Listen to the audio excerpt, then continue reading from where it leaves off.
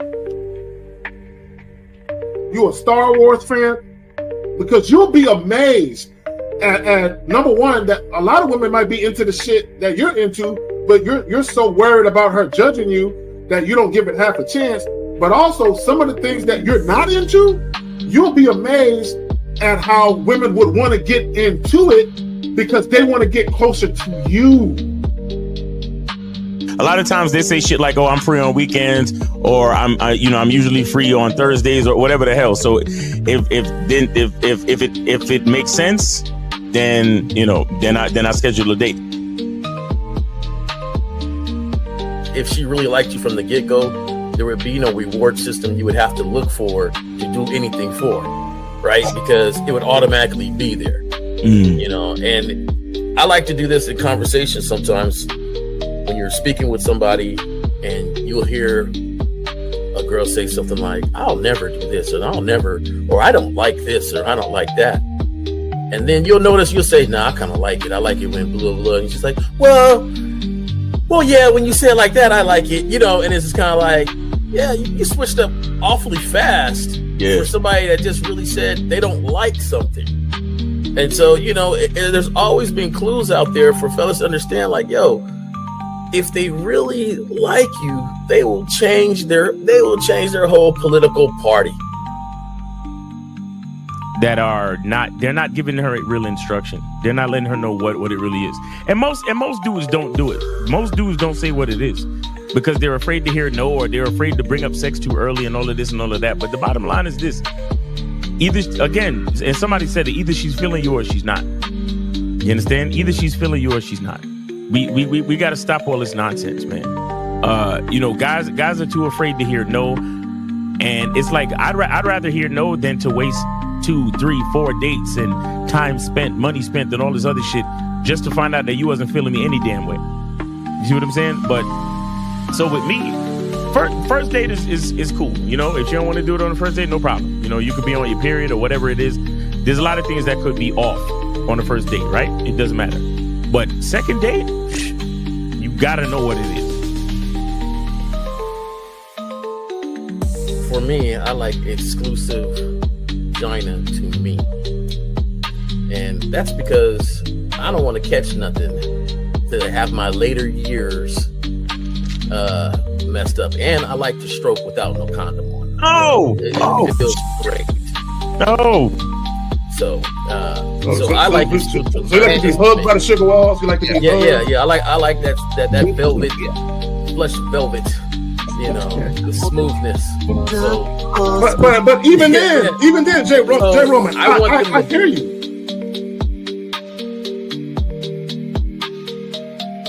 He don't get up for nothing. You understand what I'm saying? So, and the reason is because he has to conserve his energy to do 3 full workouts a day up until his competition date. You understand? So when he's in season, he literally just works out as hard as he can. Then he sits on the couch and his wife brings him everything. The only thing she don't do is fucking piss for him, right? So what I'm saying is, it's one thing to have a wife that does it, because you said earlier, these were the words you used. You said a woman who says, "Oh, I rock with this dude, so I don't mind doing this." But see, it's a difference between a woman who doesn't mind and a woman who cheerfully wants to do it. Understand the position of a simp. Make sure you understand the position of a friend zone nigga. Make sure you understand that a man doesn't do anything for nothing. You understand? So run the game, be careful, and do what you got to do. Mm-hmm. And that's the right there, J. Roman. And that's the problem. Your main chick should always be prioritized over all the new chicks. Right? The new chicks should not get preferential treatment. Right? So what would make it difficult for a lot of women is if you're giving girlfriend treatment to the new chick. Right? So this is why when you very first meet women, you have to establish boundaries and parameters where they got to earn everything. So that way, when the main chick is with you and she knows you're dealing with new women, she knows they have to go through the gauntlet too. They just don't get shit quicker. Like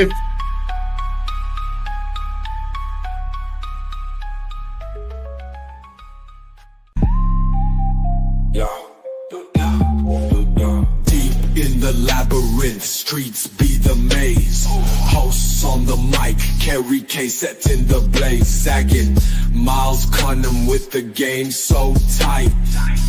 J. Roman lit the torch, keeping it right. Manhood's the challenge, skill set to master. In a world moving fast, gotta move faster. Trap beat, pounding 808, shake the floor. Guided by the host, wisdom like law. Harry K drops jewels, the crowd enthralled. Words cut deep, no need for brawls. Miles Cunningham, tactics sharp like a dagger. Navigates the game, makes the haters stagger. Journey to manhood, no easy feat. Lessons from the masters, words concrete. J. Roman with the keys, opens the door. Manhood's the path, got a crave for more. Manhood's the challenge, skill set to master. In a world moving fast, gotta move faster. Trap beat, pounding 808, shake the floor. Guided by the host, wisdom like law.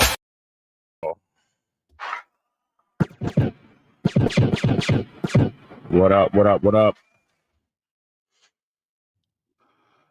Yo, how does my audio sound before we begin with this shit? Is there an echo? Nah, I don't hear echo. It sounds pretty good. Okay, cool. My bad. All right, Miles, what's going on, my brother? Chilling, man, chilling, living life, doing the thing. What's going on? We got the Cunningham Elements. Make sure y'all go to Cunningham Elements to get your masculine identity, natural soap, natural luxury soap, man. You get your fragrances there, and you could pre-order your shea butter, and you could also get Cunningham soaps with the rose, the lavender, and the lemon mint would get you fresh. You feel me? Is that a new mic? That mic look fresh. That mic look new. No, it's a older mic. When I say older, meaning I had it for about a month now. Okay, it's a newer mic, but it's old to me. You know what I'm saying? Audio sounds fire out there. Yeah. I've been making sure no more mishaps be happening. Work on it. Hey, we all it's steps to everything, man. Fuck it. That's what's up. And levels to everything. So my brother, how's your weekend going so far? Oh, pretty good, man. Pretty good. Got up this morning, thankfully. Had a dope workout with my coach. Had a good breakfast, and now we're doing the show. So yeah, man. How about you? I just want to point out. Well, nigga, I'm doing fabulous. Look. Let me tell you something. This morning I got up and I went and splurged on myself. I felt like a bad bitch for a day. You know what I'm saying? I had multiple bags under my arms and shit, walking out to this walking car, nigga, just beep bopping to the car, nigga. Anyway, yo, man, you got to treat yourself sometimes, bro. For real. Like sometimes you got to be like, you know what? I mean, I really don't need anything. I just want some shit today. Exactly. Just because. Now you got to be smart. But sometimes, guys, spoil yourself. Don't always wait until women come into your life to start treating yourself because the woman is there.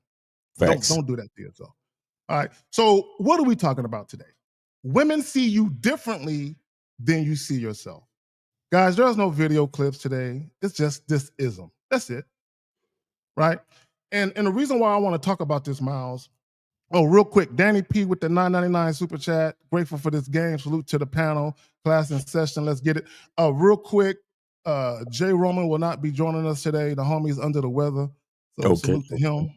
Shout out to J. Roman. But guys, real quick, before we do get into this shit, the number scrolling across the bottom of the screen right there where it says manhoodistheskillset.com. Masculine identity. I got to change that color, dog, so it can pop a little bit more. All right. 1-844-672-7300. Guys, you need to call before 1. I would suggest maybe 15 minutes before 1. Because at 1 o'clock Central, 2 o'clock Eastern, promptly, we out this bitch. Facts. Right? If you got questions, ask them fucking right now. Right? Straight up and down. Ask them right now. Don't vote. Yo. And can y'all, look, this is free. So can y'all really think about your question? Like, before you ask it, like, think it over, like, think it. Right. It's a free call-in show too, guys. There you go. For now. Right? For now. Guys, women see you differently than you see yourself. This is important. Miles, this is what I noticed that guys tend to do. and whether they realize it or not, whether it's conscious or unconscious, they try and convince the woman to perceive them in a certain way. Mm-hmm. Okay. And what I mean by that is this. An example of this is when guys say, oh, not all women are like that. You can't say that to all women. But they want to say that. They just scared to say it to that woman. So Right. what they do is they try to control the perception of themselves in a woman's eye. Right. By pretending, oh, girl, I ain't pressed for sex. Look, we can get to know each other. I ain't even tripping on that shit. They try and act like that's the case, and they're trying to control the perception, you know what I'm saying, from the woman's vantage point of the type of guy, quote unquote, that they are. But what they don't realize, let me just say this, let me finish this point. What they don't realize is you trying to be the compassionate, understanding, accommodating guy.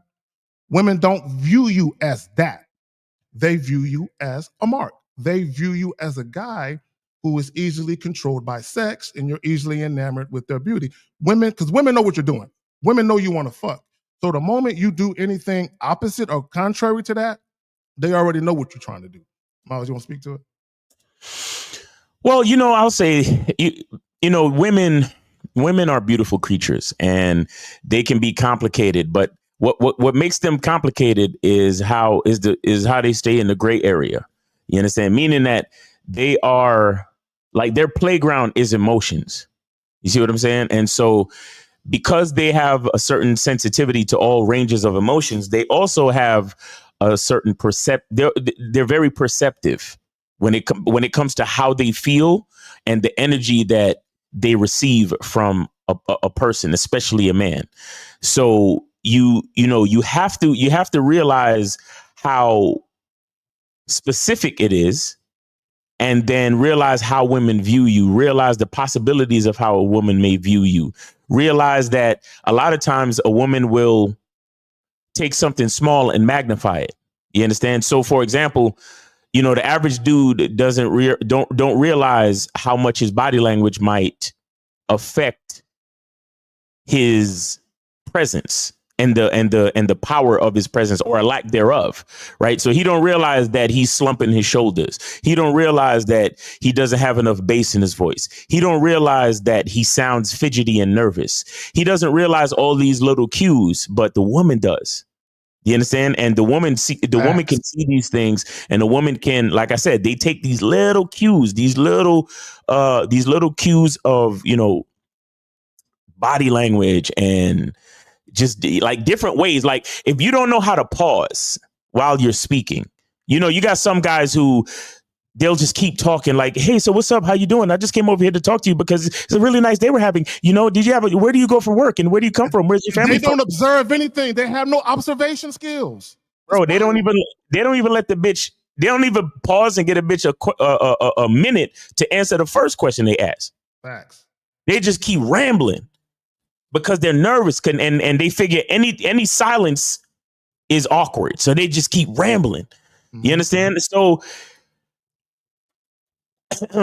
a lot of guys don't realize this. They don't realize the perception. And this is why sometimes it's good. Guys say this and it might sound ridiculous, but sometimes it's good to practice your spiel, or your campaign. Shout out to Steve. Mm-hmm. And to practice it in the mirror. Or better yet, set up your camera phone or some shit or a camera and record yourself just to see how you look. Bro, not only that, I would tell guys, you got a fucking computer in your hand called a smartphone. Voice record yourself and listen to how the fuck you sound.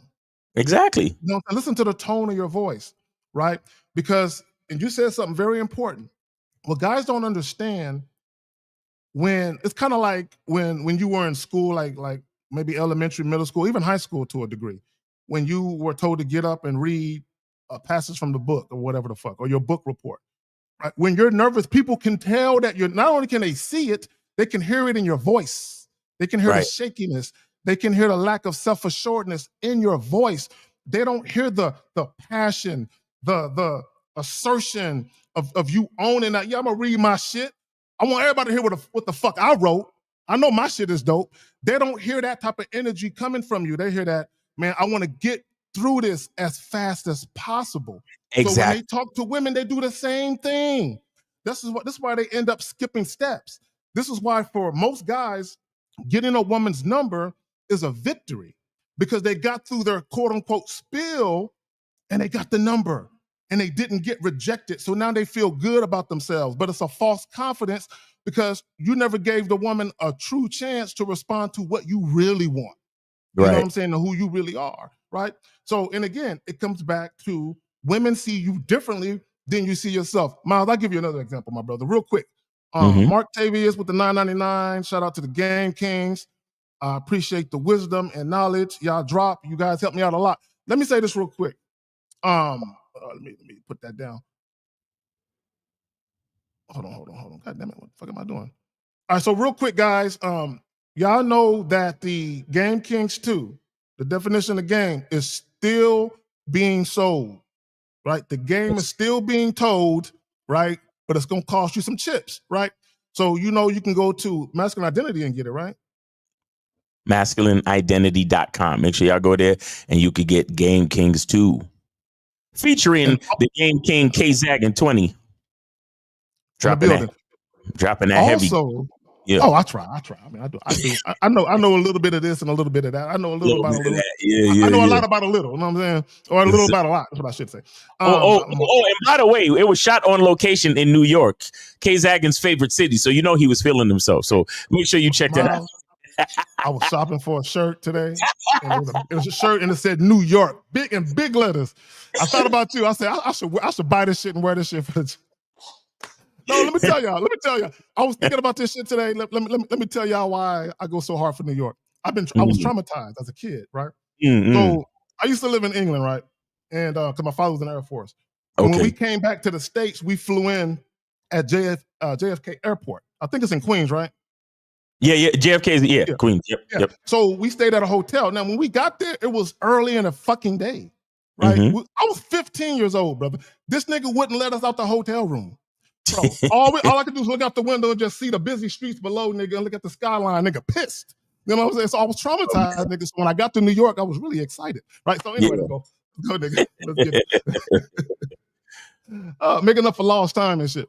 But no, when we talk about women see you differently than you see yourself, a prime example of this is when people kind of steal the lines that we say, right? Exactly. What they don't understand is they think words alone will control the perception of a woman or how they're perceived by a woman. They think mere words alone.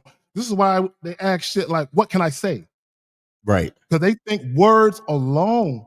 They don't understand that the magnetism and the charisma and the self-assuredness and assertiveness and the command behind those words have to be present. Right? So Miles, I perceive myself to be a sexually appealing man, period. I don't give a fuck what nobody's saying, right? And I know this because I've had a lot of fucking sex and I've had a lot of relationships. See, notice, guys, I didn't say I just had sex. I said relationships too, right? Because a woman wanting to fuck you once or twice isn't the same as a woman trying to fuck you for life. I'm just saying, right? I'm just saying. So no, that's a fact. That's a fact because truth be told, that's when the real game starts, when the relationship starts. But go ahead. Yeah. So what guys don't understand is that when you use what people say, you think that, oh, the shit that Steve say, Fifth say, Miles, L say, or whoever else say, right? Because you view those guys and you have a perception of those guys, right? As confident, assertive men, kings of their kingdom, whatever. Right? So you feel like, oh, okay, well, if I say this, then I'll come off with the same cachet. Or women, no, because you're not that guy. You're not the man behind those words. Right. Okay? But the guy that you took those words from, he's that dude. You just, see, we can do the words of affirmation and say I'm that guy. You can say that all you want. Okay? And that, cool, you can do that. But until women start fucking with you for real, just words, my nigga. Go ahead. All right, hold on. The homie man. I know this nigga for 30 plus years. Adrian Williams, confidence is sexual attribute, fellas. Yes, it is. And there is a number of sit-ups. And there isn't a number of sit-ups or squats that can develop that. And that's facts. See, let me speak to that. That's a Texan right there. Yeah, no doubt. You know what I'm saying? San Antonian, you know what I'm saying? so Good let me say this. Yeah. day, son. This nigga. So sit-ups and squats, all that does, it enhances your physical appeal. Right. And I want guys to understand the difference. Your body, it enhances your physical appeal. But sex appeal isn't always about how you look. Let me prove it to you. I remember, Miles, I seen this chick. Nice body. Sister, just thick in all the right places. She had on a form-filling like yellow dress, right? Like canary yellow dress. Mm-hmm. And she had on some heels. She had a nice body. Mm-hmm. But I'm looking at her walk and I'm like, I can tell she's not used to wearing that shit she got on. She looked awkward. That shit don't look sexy to me. But she had a nice body. Okay, and don't let what I say go over your head, because I'm looking at this woman, although visually, I'm like, I like what I see, but her demeanor, she looks awkward. She doesn't seem comfortable. She doesn't seem self-assured because someone said, you should wear this, but it ain't her. Mm-hmm. And I don't think guys understand the power of that. When we talk about sex appeal, it's deeper than just how you look. But look, you know what do I know? What do I know? What do I know? I'm not a player. I just crushed a lot. You know what I'm saying? Shout out to Big Pun. I'm saying RIP. Hey, guys, go ahead and call in. Go ahead and call in, guys. 844-672-7300. Go ahead and call in. There we go. There we go. So, guys, if you got a question, put a Q in the chat. Look, we get off this motherfucker in 30 minutes. We'll give y'all an hour. Fuck 2. You know what I'm saying? It's a nice day out here in San Antonio. It's swimming with them. I be trying to tell them that Saturday vibe is different. My nigga, keep coming. There's a difference if you fuck the woman or you're fucking her. Yeah, exactly. That's what I'm saying. See, that's Adrian. Check this out. This is why when guys brag about all the women that they had sex with, that shit does nothing for me. That shit does not impress me, right? And Miles, what do we always do? Where they at now? Exactly. Where they at now? Look, let me just say this. And shout out to Ron Will, because he talked about this. If a woman ain't trying to duplicate you, nigga, I don't know. I don't know what to tell you. If you've never had a woman in your life who wanted to duplicate you, who looked at you and said, I want a nigga that look like you to come out of me. You know what I'm saying? Can you hear that? Who got your attributes? Go ahead. I'm for real. Like, if you ain't never had that, bro, I don't know. You know what I'm saying? Oh. Let me see if I got what is this? Oh no, they got only 19 this one. All right, let me see if I could share this video real quick. Cause we want to talk about the stuff we're talking about. I want to share something real quick. It's Robert Greene talks about this. Can you see that? Yeah, there we go. Let me add it to the stage. Okay. And I'm gonna play it to make sure you can hear it. All right. And the math was rather insane. Can you hear that? I can hear it. Can y'all hear it, everybody? I hope they can hear it. And the math was rather insane. It was like, put the one in the chat if y'all can hear it, just to make sure, because I don't want to. Sometimes, depending on who's doing the streaming, all right, they can hear it. Okay, all right. So let's. I'm gonna play this real quick for you. All right. So he's talking about this dude who allegedly smashed over 3,000 women in his lifetime. But let's play it. And the math was rather insane. It was like at some point he had to be seducing a new woman every other day, something like that. And I was trying to figure out what was his secret. What made him so insanely seductive to women of all types, actresses, waitresses, you name it. You talked about the rake. Can you describe the rake? Yeah, I mean, I was a rake. I'm what you call a reformed rake, so I can speak from experience on that. And basically, my years of being a rake were in my 20s and pretty much early 30s, and then I stopped. But the rake is a man who has an intense interest in women. He understands them deeply. He's obsessed with women. And perhaps it comes from something relationship going with his mother. You know, we can analyze that as well. But he has this obsessive interest in them. He understands their spirit. He finds it very exciting to be around them. But one woman can never satisfy him. The only way he can get satisfaction is by constantly having new women in his life. That's how he satisfies this hunger. Because the moment that a woman becomes familiar, it kind of loses the edge that he wants. Can you pause that? Yes, sir. Everything he described up until right now, that's exactly how the fuck I've always felt my whole entire fucking life. I felt that. This is why I don't do well in monogamous relationships for too long. Right. Facts. I can't do it. Go ahead, Tom. A rake. He loves the process of hunting the woman, of seducing her, of getting. He loves the process, guys. That's very important. A lot of you don't like the process. That's what keeping your dick dry, because you don't like the process, right? A lot of, like, for example, if you want a 6-pack and you want big muscles, you want all that shit, but you don't want to go to the gym and lift heavy weights. So I mean, it's up to you. Getting her to fall for him, and in those first few weeks, he showers her with attention. That's his power. He love bombs them. Now we're not endorsing this. It's just a video, but we're not endorsing this. So just keep listening. Real quick, I just want to say I don't love bomb women. I dick bomb them. No, that's it. That's what I do. Exactly. Only gifts they're getting is dick is a gift. Facts. That's all they get. All right. He's so excited about their world. He gives them gifts that show he's thinking about them. He takes them to exciting places.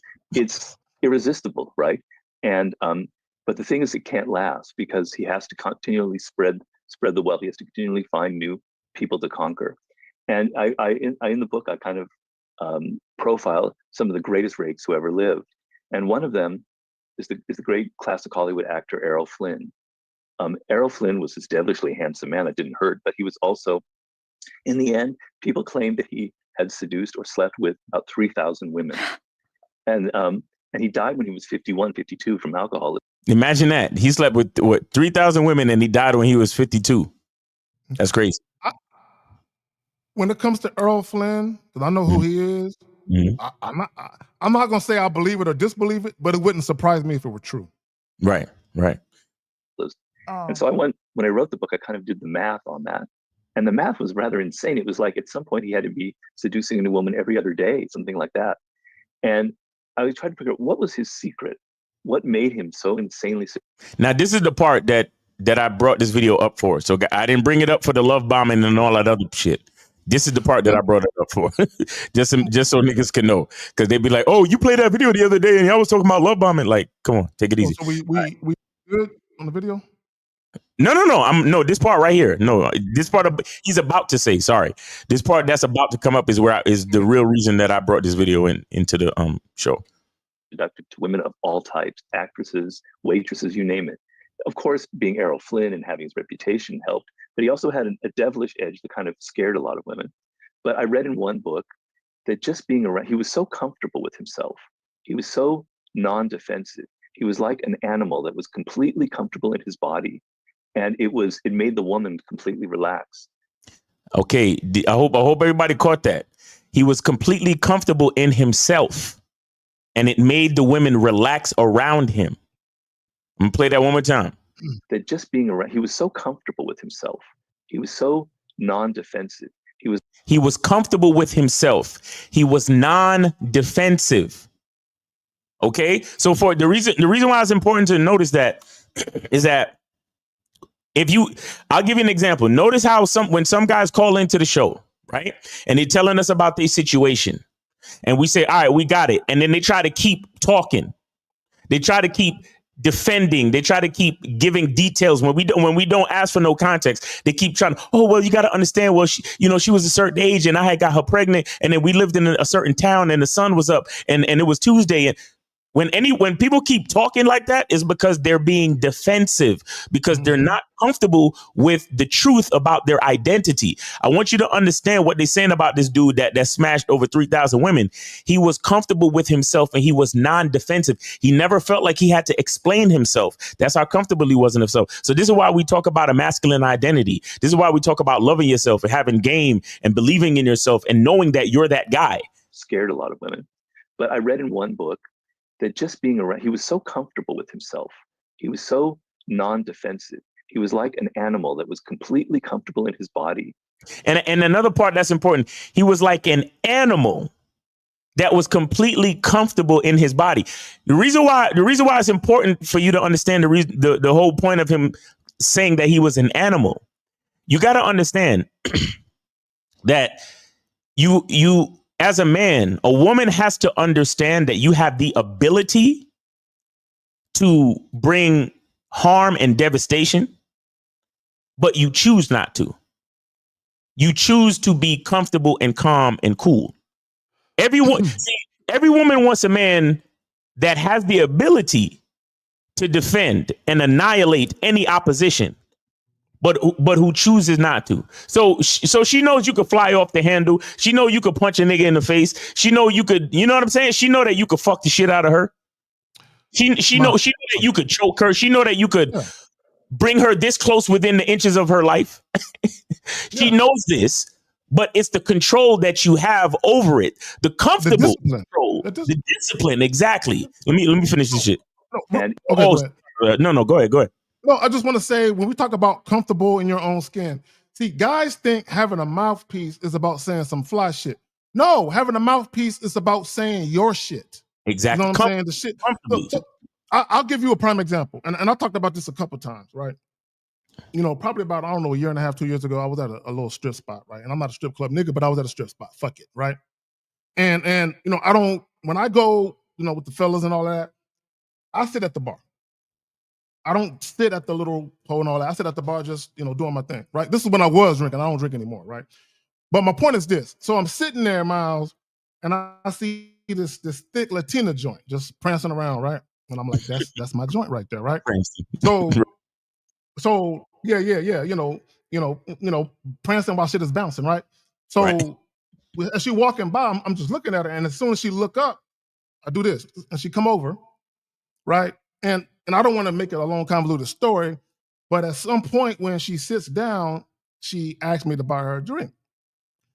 And the exact words that came out of my mouth is, "I ain't buying your shit," right? Just like that. Right? I ain't buying your shit. And it wasn't about being mean. Mm-hmm. That's who I am, right? Mm-hmm. If somebody I don't know asked me to buy him something, who are you to ask me to buy you something? Right. But I'm not going to fight you or argue with you or be aggressive. Because I ain't buying your shit, right? Did she get up and walk away? No, she sat down. I basically let her know, I'm not going to be one of your customers. I'm going to be one of your lovers, right? So we end up exchanging contact information, and that was that. But my point is, in that moment, I'm not trying to seduce her or trying to be cool around her. I'm controlling the dynamic of the situation. And one of the things that I need her to understand out the gate is, that's not how we going to start off. Right. And that's all that is. Right. But again, she didn't get up. Okay. There was something about what I said that she liked, bro. She stayed the fuck right there. Being yourself. I guarantee you, she probably never had a nigga say that to her before. But go ahead, fam. Shout out to Steve the Dean in the chat. He out there. Steve the Dean in the building. Check us out on the Real Game No Theory tomorrow at 12 noon. And let me just finish this. Let me finish this joint real quick because it's almost done. It made the woman completely relaxed. This one woman said, I felt like I had drunk a couple of martinis and I hadn't, just by being around him, you know? And so the rake has this kind of undefended. You see, so understand what he just said too. She said she felt like she drank a couple martinis just by being around him, and she hadn't. So see, a lot of guys need, first of all, they need liquid courage, right? And then they need to give women alcohol to lower their inhibitions. But imagine if you become the alcohol.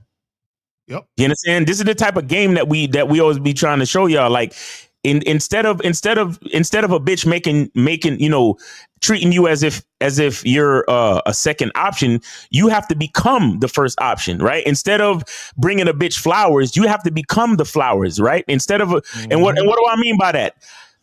You look at flowers. Flowers is a gift. It's something pretty to look at, and it's something beautiful to smell, right? So what do you want to do as a man? You want to embody that, where you are good to look at and you smell good when she comes close to you. That's the flowers. So that's what you want to become. And by the way, you can go to Cunningham Elements and get your masculine identity eau de parfum, so you can smell like $1 million when you meet the chick. You see what I'm saying? But that's something else, right? But I'm just saying, you want to, all of the things that you would buy for a bitch, you want to be it. That's what I'm saying. You understand? And that's the thing. You know, the bitch said, I felt like I drank a couple of margaritas or martinis, but I hadn't. but it was just from being in his presence because he was so relaxing. He made me feel a certain way. Relax. Let me say this real quick, Miles. Stop trying to be what a woman says she wants and be what she needs and desires. Right? Facts. Shout out to him. She found him intoxicating. Guys, women can literally be hypnotized by your physical presence. Women can literally just be, Miles, and I know you had a woman just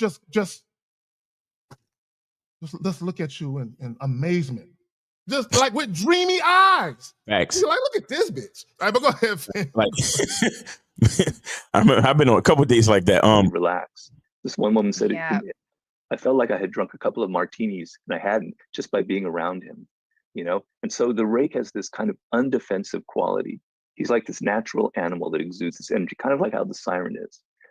So yeah, I'll cut that right there. But guys, play that back if you missed it, man. Play that back if you missed it. But it's about being very comfortable in yourself. It's about being so confident and so non-defensive. You know, a lot of you guys are out here on dates. Y'all defending shit. You understand? A chick will see, you know, and that's how you sound smooth. That's what a lot of guys don't understand. They be like, how do I sound smooth? You see, the average nigga, right? Let's just say he wore a green shirt, right? And the girl on the date says some shit to him like, oh, well, you know, what made you choose that green shirt? Well, the average nigga would look at the girl and be like, what do you mean? You don't like it? You don't think I look good in this color? What's the matter? Like, when another nigga who's totally comfortable, he'll be like, oh yeah, green's my color. Yeah. When I put this on tonight, I was like, yo, this shit is smooth as fuck, and it's gonna make me look like that nigga. You understand? I got a story after you. I got a story to go with. You know what I'm saying? So that the dude who got the game, he gonna sound smooth because there's nothing that she could say to make him feel like he want to explain himself or defend himself. There's nothing to defend because I'm already winning. That's the mentality that you got to have. But it takes a little while for that type of mentality to click. But you got it, Kay.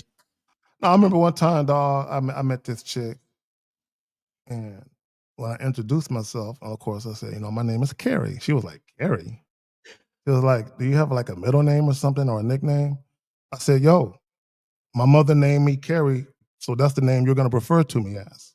Period. Pretty much. But I did it with some class. I did it like, because I'm thinking to myself, bitch, that's what I'm thinking, right? But I'm not mad at it. I'm just like, okay, so I see I got to check her real quick. Right. But guys think when checking a chick, it requires some type of aggression. Right. No, it doesn't. All it requires is some assertiveness and some understanding. That's all it takes, bro. And look, guys, when we talk about the title, and see that video right there, right? That video right there. A lot of guys, you spend too much time trying to control the woman's perception of you, right? And women do the same thing. This is why we tell people, this is why not when we tell people, but when you hear people talk about, oh, you're introducing people to your representative. Right. That's you trying to control the perception, your perception of you or how others perceive you, right? Right. I'm not trying to do that. I'm just going to present my authentic self, and either you fucking with it or you're not. And let me just say this real quick. Like I do see some ladies in the house. Let me say this. Guys, when women tell you, I ain't that kind of girl, we got to be friends first, you know, we got to date for a while, anything like that, any variation, they're trying to control how you perceive them, right? Because they don't want you to view them in a certain way when it comes to sex. So they'll say certain things to get you to not view them in a way that you might be thinking, right? The problem with a lot of you goofy motherfuckers is you're too influenced by the woman because you want to be in. See, here's the thing. She wants to be perceived a certain way, and because she's acting that way, you're buying into it. So now you're going along with it. So it's almost like you're buying into the lie, and you're adding to it with your own lie. Like, oh, okay, she acts okay. So let me not let her know I want sex now because she's different. No, she's not, bro. Go ahead, Phil. Go ahead, Miles. You got it. No, yeah, man. It's the perception thing is huge. And I'll say that, and I'll say this too. It could work the other way. It could work the other way where a lot of times, because again, we don't control attraction necessarily, right? No, we don't. So a lot of times you may be in a situation and you ain't even really like you not that you have low confidence, but you're not even really thinking about it like that. You're not even on it like that. You're just going about your business, going about your day, right? And a chick will pull up on you, or you'll meet a chick and she will just be enthralled and you may not even fucking notice it. You understand? But she's like on you. You understand? And she thinks everything about you is just the shit. And so you got to be careful with that too. And this is why it's about self-mastery and self-awareness. You understand? You have to be socially aware. You got to know what's going on around you. And from that perspective, you got to know how to use it to your advantage, because it even works with other colleagues, with your colleagues, with male friends and colleagues. Right. Yes. Sometimes when you are around your homies, somehow you're the one that's always planning shit. Right. Or when you with your homies, somehow you're always the one that makes the tiebreaker choice. Like either we going to the club or we going to the blah, blah, whatever. Like, oh, yeah, we going wherever Miles want to go because such and such and such and such. Like, you need to understand certain things about your constituents and your peers. Well, that's trusting your judgment. Right. That nigga always put us in winnable positions. If a nigga's always putting you in winnable positions, we riding with this nigga. Like, why would you do the opposite? Like I remember we had me and Lucario growing up in Brooklyn, we had an OG, and I remember he used to put us in situations to win. Mm-hmm. And like I remember one time we went to this poetry, and I might have told the story before. I went to we all went to this poetry reading, and towards the end of the reading, where everything let out, the OG looked at me. He was like, "Yo, Miles, go tell that group of girls, them group of girls over there, tell them I need to speak to them." And bro, I didn't even realize what the fuck was going on. Shout out to my OG. I ain't even gonna call his name on that like that because he in politics now and shit. So but that's my OG for real. But the nigga, I didn't know what was going on. I really thought he had to talk to them. Like I was really just on some messenger shit. Like, oh yeah, let me go give this message to this group of girls because my OG said to do that. Right. So I go over to the girls. I'm like, hey, excuse me, ladies, hold on. And it just so happened that he had said a poem that evening too. He did a segment on the open mic part, and the women was loving it too. But anyway, so I guess that was a part of the mystique as well. So shout out to him. He set everything up. I had no fucking idea. I swear to God. But anyway, so I go over there. Hey, ladies. My homie over there. He want to talk to y'all real quick. Hold on for a second. And they stopped. And so upon stopping, I started talking to one of the chicks. Mm-hmm. And here's the crazy part. He got you. I see it now. Shout out to the OG, bro. He knew what it was. He knew what it was. And here's the cool part. Once I stopped him, he didn't even rush over. He just let you do your thing. He's let me do my thing, and he stayed talking to some other people. And then maybe like minutes later, like maybe 4 or 5 minutes later, then he walked over to the group of girls. By this point, me and this one chick, we was just already rapping, like hard body, exchanged numbers already and everything. You see what I'm saying? And they waited. They waited while you occupied them, right? And he said, all right, now I'm going to go ahead and make my grand entrance like the player that I am. And they waited. And see, most guys would have been like, man, I got to hurry up and get there. They might leave. He like, man, I ain't worried about that shit. That's what I'm saying. Like, and again, I bring that up to show you the example of a man who, because look, let's be clear, guys. It could have went another way. It definitely could have went another way. I could have went over there and I could have said, hey, ladies, my friend say he want to talk to y'all real quick. Hold on for a second. And they all could have been like, fuck that. We out. We gone. We got to go do something. And just left. It could have went that way, too. Don't get me wrong. You see, here's the thing, guys. A lot of times when people tell stories and it goes a certain way, you tend to think, oh, well, it's because your homeboy had a jawline, or it's because your homeboy was good looking, or it's because your homeboy had looks, money, and status. I'm just telling you the story the way it fucking happened. Exactly. So what I'm telling you is that at any point in time, when you have confidence, you can do things. You can say things. You can set things up. And with a certain level of confidence, there's always a probability that it won't work a certain way, but there's a probability that it will. And Miles, and I'm glad you said that, because we have no way of knowing exactly why them chicks waited. Exactly. Now, we can assume that there was a level of intrigue, a level of curiosity, some anticipation, a little excitement, right? Because maybe they never had a nigga say, let me just say this, maybe they never had a nigga do that before. And then the nigga waited. So they're like, man, I'm curious what's going to happen. Right? And then through the process of just waiting, it just transpired how it did. But here's the thing, though. Like you said, you didn't know and he didn't know what was going to happen exactly. But you don't know until you go and do it. Facts. That's it. It's not about the outcome. It's about the action being taken. It's not about the outcome. Because even if it would have went another way, you probably would have did it again some other time and it would have went the same way. Right. Exactly. The bottom line is having the confidence to do it in the first place. You understand? That's the bottom line. And again, what made it, I think what made it effective was that I didn't know that I was going over there to really holler. I didn't know that. I was literally, and again, I bring all this up to let you understand the mindset. A lot of you guys, when you go out to talk to women, it shows on your face. Oh yeah, I'm trying to find me. You know, I'm desperate, or I'm hoping upon hope if I could find a chick to holler at tonight and blah, blah. Go ahead, Kate. No, I want to say a point. I want to get a little bit deeper. And you already know, but I want to get a little deeper with what you're talking about right now. Yeah. When he told you, and this is the psychology behind doing shit. When he told you to go over there, tell him I want to holler at him, he immediately took you out of the frame of thought of thinking about sex. Right. He took that away from you.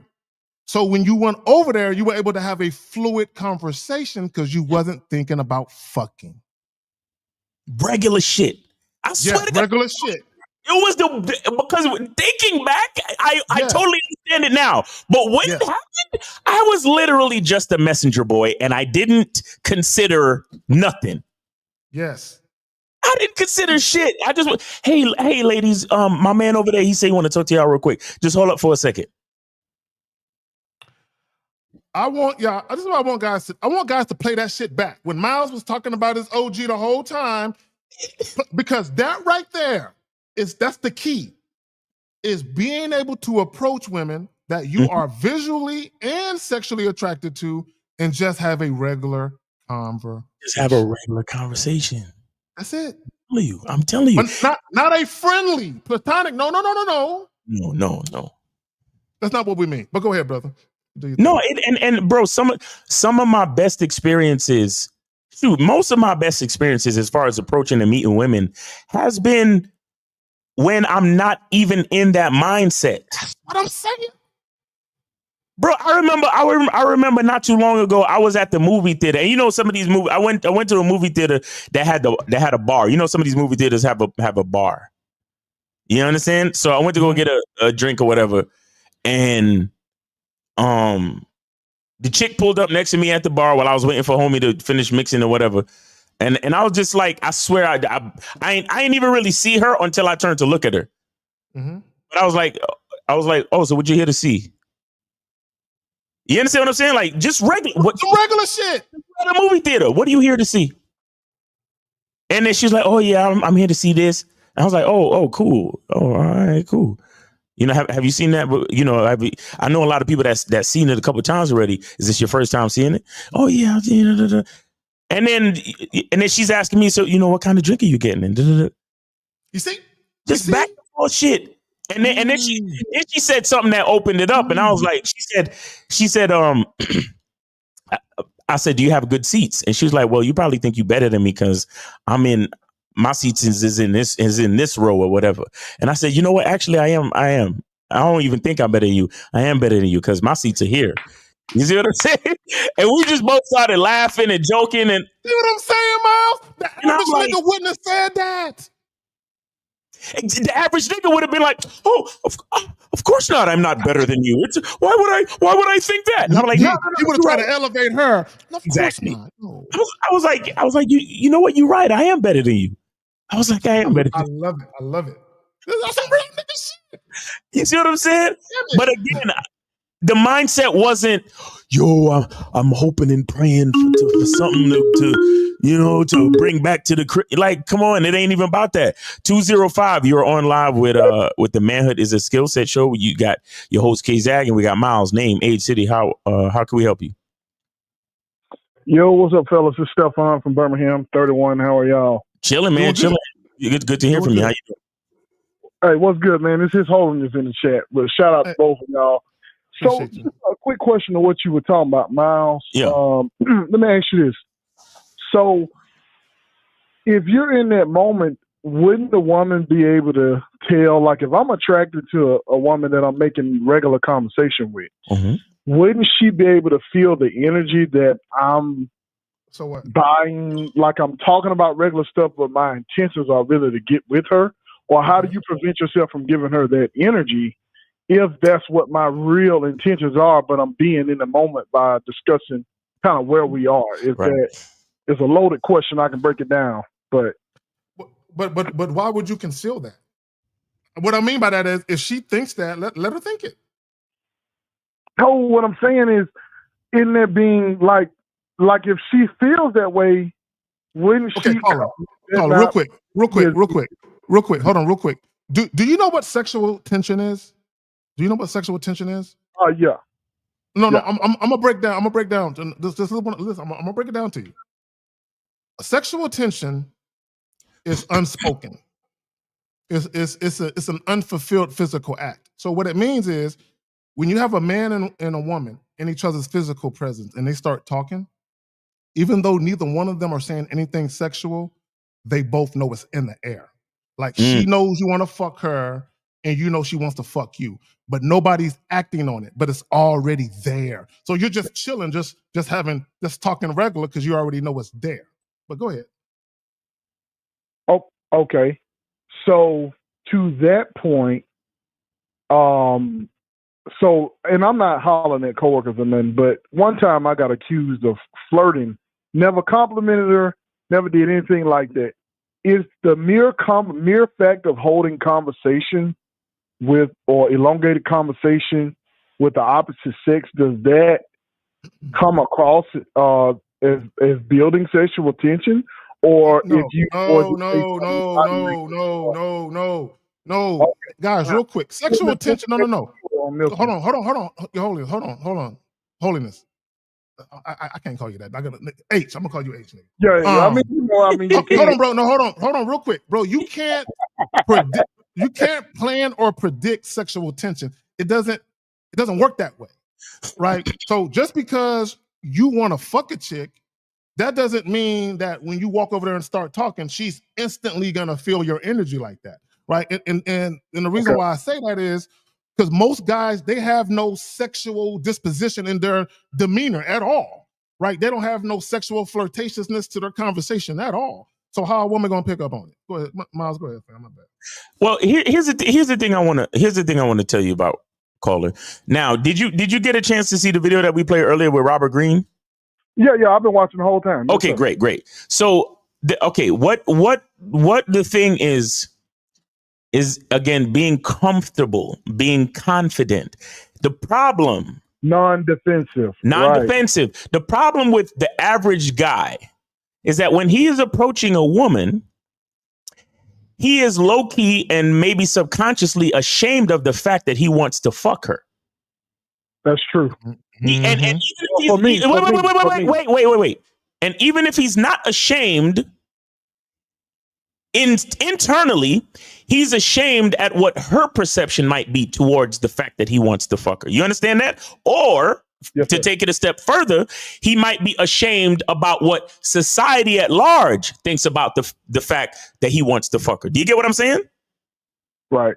So the key is, and this is why we talk about the numbers game. This is why we talk about approaching, a certain amount of women, every day or whatever, or more often, and to make it a lifestyle, because you want to become so comfortable and confident with the truth of who you are as a man. So that means when you step to a woman, you are not thinking. Here's how comfortable you want to be with it. No, wait. Listen. Here is how comfortable you want to be with it.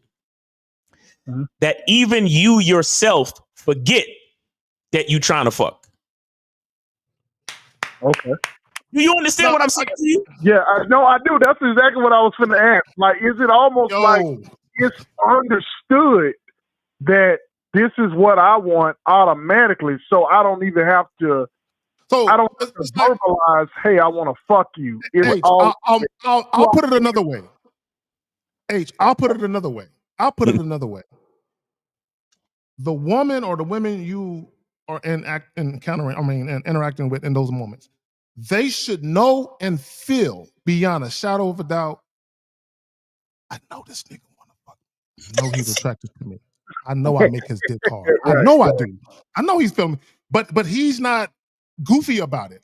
So I can tell he's feeling me, but I can also tell at the same time he don't give a fuck about my pussy like that. Mm-hmm.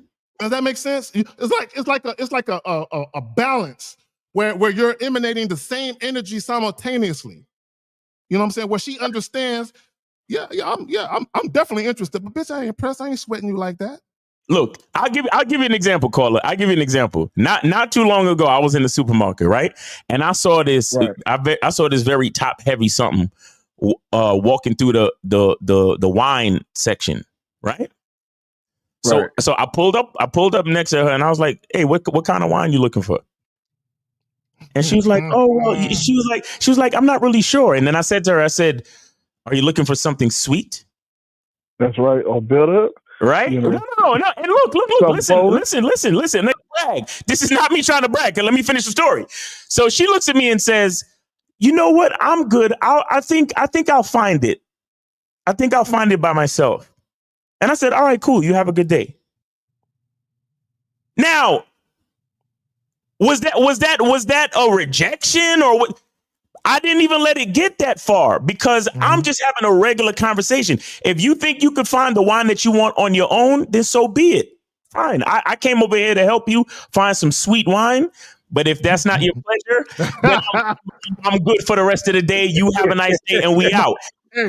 Hey, Miles is like, what did I say? Exactly, right? Like, I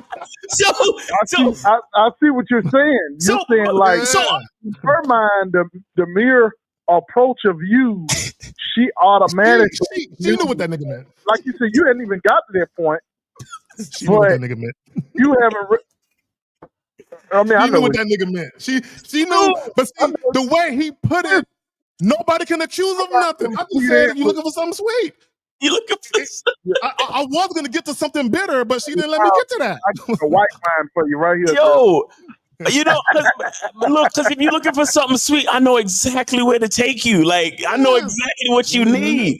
But again, I've been eating pineapples, girl. I got all you need. I got all the sweet wine you need, girl. Exactly. So again, it's just like the topic of the show. Women see you differently than how you see yourself. Mm-hmm. Like, and here's a beautiful part too about a masculine identity.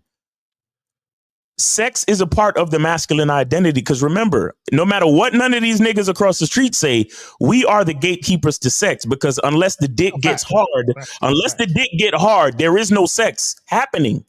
You understand? So my masculine presence, see, again, and this is why the masculine identity and all the things that we talk about is so important. The sexual component of your identity is always there. So I could have a regular conversation with you.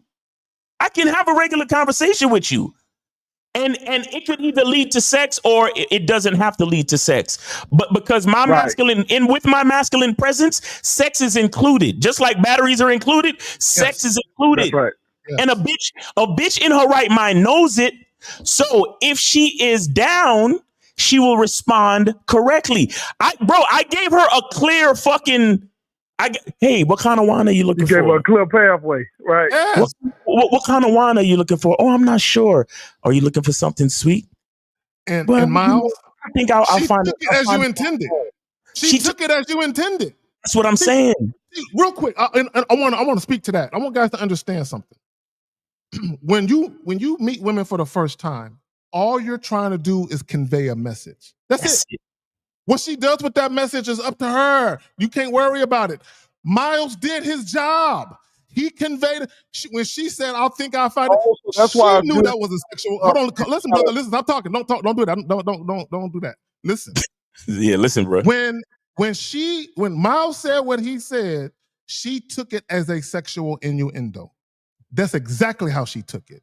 So when she said, I think I'll find it on my own, he was like, it was kind of like he might laugh to himself, bitch, you know what I meant. And her response was what it was. So what Miles didn't do was play himself and try and continue the conversation only for her to harshly reject him. Exactly. Go ahead, brother. Right. No, so I was saying is that what you guys preach as far as when you're saying, hey, you don't really have to, it's not verbalized. Like you can be, I guess you should use the word discreet, or you can convey a message through other words without being direct. Meaning he didn't go up to her.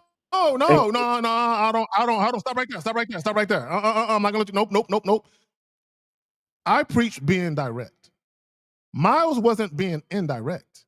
She knew what the fuck he meant. I need guys to understand that.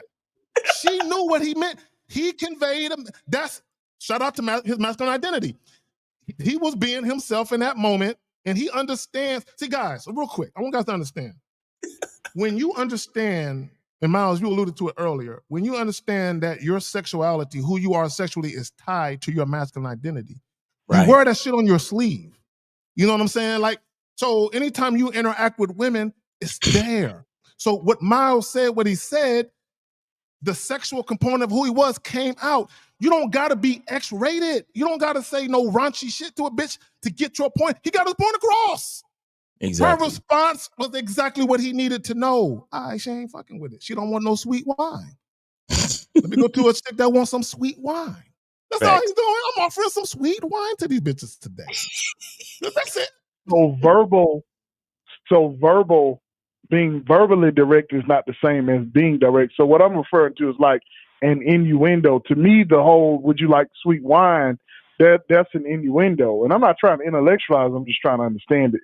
But to me, okay. Real quick. I think you don't understand the depth of things. And I'm not trying to insult your intelligence anyway. I just want to point out something. Because maybe you do, but other people might not understand. It's not just the words that Miles used. It's how he used the words. It's also how he showed up. His essence is everything. It ain't just the words. It's everything. Because another guy could have been like, "Oh man, mom, you need help? Are you looking for some wine? Maybe something sweet." She wouldn't have took it as sexual. Right. She took it as sexual because the way that Miles put it. And they said it. Again, caller, there's a difference between, like I said, being comfortable and not. You understand? The average dude is not comfortable even saying what I said. Because and again, I didn't ask her if she wanted sweet wine. I said, "Are you looking for something sweet?" There you go. Right. Notice my word. I chose my words very carefully. And the thing is, I'm comfortable with the way I choose my words. So again, because I chose my words carefully, because I approached her a certain way, because I was calm and cool, she was able to be calm and cool with however she wanted to respond. You see what I'm saying? Because women are mirrors. They reflect what you give them. So I gave her calm, cool. I gave her sexual. I gave her innuendo. I gave her whatever. I gave her what she wanted, and she was able to make up her mind in that moment without having to feel any type of way. You see what I'm saying? Exactly. Yes, sir. And I tell that story on purpose because I don't want y'all niggas to ever think we're trying to sell y'all snake oil. That every fucking girl that you talk to and think, oh, as long as you think masculine identity, every girl you talk to is gonna want to fuck with you. No, like I said, she wasn't with it, and that's fine. But like K-Zag said, I got my point across perfectly, and there was no disrespectful nonsense or interaction. You get what I'm saying? Where a lot of other cats would have been on some, so can I help you? Can I help you find something else in the store? What you trying to do? And like trying to push the issue. And that's when the bitch gonna have to get belligerent and be like, listen, leave me alone. I'm not interested. Okay. Like, and then that's when you feel rejected. That's when you feel stupid because you wasn't picking up on the cues in the first place, because my shit is built into the hello. Yep. You know what I'm saying? Like like if I'm attracted to a woman, my offer of dick is built into the hello. How are you, my nigga? I'm coming out the gate hot, nigga. I'm hot out the gate. I'm hot. This is what I'm saying. This is what guys don't understand. When you are not only a sexually confident man, when you are just a self-assured man overall, I'm coming out the gate with it, right? Mm-hmm. I don't have to be over the top or aggressive with the shit, right? And let me just say this real quick. Miles, how long did that conversation take? 10 seconds? 30 seconds, not even. 30 seconds? Probably 10 seconds. You're right. Probably 10 seconds. Yep. So, you see, guys, in 10 seconds, this man knew the answer he was looking, well, not the answer looking for, but he understood that the chick didn't want the sweet tasting wine he was offering. He knew this in 10 seconds. Yeah, a lot of y'all, like you said, they would have been, I'm not thinking about that, girl. I'm not talking about real wine. That's how some niggas would have did it. They would have switched it up and try and back down from how she's responding. Because a lot of guys, once a woman responds a certain way, they'll back down from it. You know what I'm saying? No, you double down on it. That's a defensive, exactly. Yep. So there you go. Go ahead, Colin. You got any other questions? No, man. You saving this show, bro. Because if you didn't call when you called, I'll already end this shit. Oh no, man, no. We had to get it stirred up. Nah, but mainly, I think I understand that it's not just in the actual words themselves. It's the presence of who you are, how you present yourself. Yeah, now you're cooking with fish grease. Exactly. The actual words themselves mean nothing. It's the man behind it. Yep. Always the man behind it. The words mean nothing. Mm-hmm. Okay, this is why. Let me tell you how. Creepy. Well, real quick. Let me tell you how unimportant words really are in the grand scheme of things. And this is where guys fuck up. 99% of guys fuck up doing this. Guys think that when they very first meet a woman and they're casually dealing with women, they think they can tell women, I'm not looking for anything serious, but still introduce non-sexual activities. Like, I'm not looking for anything serious, but I'm spending the night. Oh, I'm not looking for anything serious, but I'm taking showers with the bitch.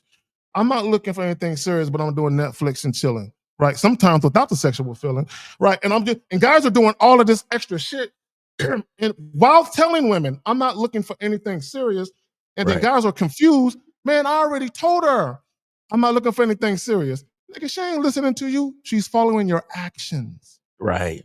Your actions tell a story about you, right?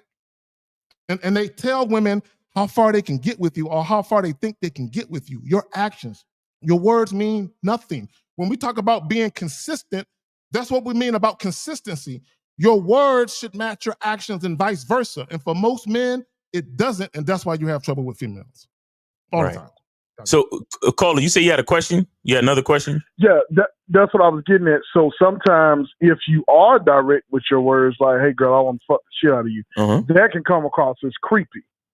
Am I understanding this correct? Like, if you don't have the I guess the presence that you presented, Miles, in the wine section, but you're coming across with just straight up, hey, I want to fuck the shit out of you. Take my number. That can come across as creepy, as opposed to as you presented yourself. Like, I could say a 30-word essay in 2 words with, would you like some sweet, or 3-word? You know what I'm saying? So it's using those words conveying, you want to fuck her, but if you're saying that directly in that moment, would that come across in y'all experience as creepy to a woman? See, that here's the thing. Here's the thing, Caller. Here's the thing, Caller. This is your entire issue. The fact that you are worried about how she's taking it, that's what I'm trying to tell you about as far as concerning the video. You are not comfortable, my brother. You are not comfortable because you're still worried about how she might take it. The fact that you're asking this question, it shows that you are not comfortable. It shows that you are worried about her perception of you. And that's the part that's going to make you unattractive to females. You see what I'm saying? My bad. Go ahead. Right. Yes, sir. So let me say this. I don't care how women feel about what I said. I only care about the action that they take after the fuck I said it. That's it. Right? That's all I care about. I care about the action that they take after I said what I said. I don't care about how they feel about it. So if a woman feels offended or upset, that means she's not taking the action I need her to take. So what the fuck I care about how she feels or thinks about it? How does that help my bottom line? Right? If I'm trying to sell you something and you don't want to buy it, what the fuck we talking about? What are we doing? You know what I'm saying? So my point is, y'all care too. I want y'all to understand something. Please, these women that you're meeting, it's not your girlfriend, your fiance, or your wife. These are random women whom you don't know. These are perfect fucking strangers. Why in the fuck do you care what a stranger thinks? Mm-hmm. I want y'all to think about that. Why? Because she got a pussy and you want to fuck her? Is that why you care? Caller, why are you so concerned with if it comes off as creepy? Well, because if I'm presenting, I guess I'm thinking about the words themselves being like what's acceptable in society. Wait, what's acceptable to who? Hold on, back up. What's acceptable to who? Well, to the woman that I'm talking to in public, right? So I'm in public, like, I guess I'm not used to talking like that. You know, like I'm used to being very indirect or until like you get in private. You know what I mean? Bro, what are you talking? This nigga. Yo, you a grown ass man, dog. Like, what are you talking about, bro? Like, what are you talking about, my nigga? Are you a church boy or something? Yeah. Yeah. Oh, okay, that's why. You on some you probably been sexually repressed your whole fucking life. So you giggle every time somebody say the word pussy or something.